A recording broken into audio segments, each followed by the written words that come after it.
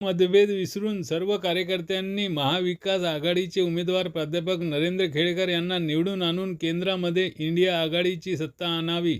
प्रकाश धुमाळ यांचे आवाहन. हॉटेल अथर्व येथे काँग्रेस कमिटीची बैठक संपन्न.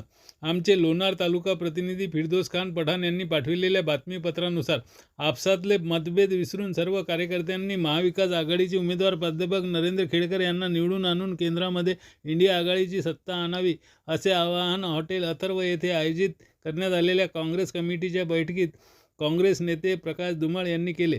दिनांक 16 एप्रिल 2024 रोजी हॉटेल अथर्व येथे संध्याकाळी 5 वाजता महाविकास आघाडीचे अधिकृत उमेदवार नरेंद्र खेडेकर यांना निवडून आणण्यासाठी लोणार शहर काँग्रेस कमिटी अध्यक्ष शेख समद शेख अहमद, तालुका काँग्रेस कमिटी अध्यक्ष राजेश मापारी, नगरपालिका अध्यक्ष पूनम पाटोळे, उपनगराध्यक्ष बादशाह खान, गटनेते भूषण मापारी यांनी नियोजित बैठक आयोजित केली होती.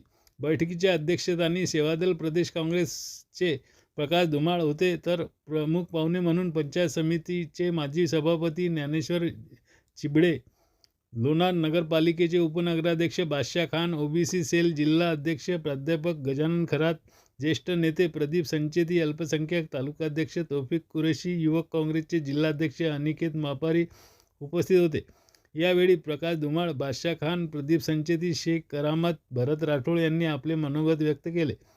प्रकाश धुमाळ यांनी सांगितले की गत 10 वर्षापासून केंद्रात भाजप सरकारने कोणत्याही प्रकारचे विकास कामे केली नाहीत व आपला देश हुकुमशाहीकडे जात आहे. यासाठी काळाची गरज ओळखून आपण आपसातले मतभेद विसरून सर्व कार्यकर्त्यांनी महाविकास आघाडीचे उमेदवार प्राध्यापक नरेंद्र खेडेकर यांचा प्रचार करून त्यांना निवडून आणून केंद्रामध्ये इंडिया आघाडीची सत्ता आणावी.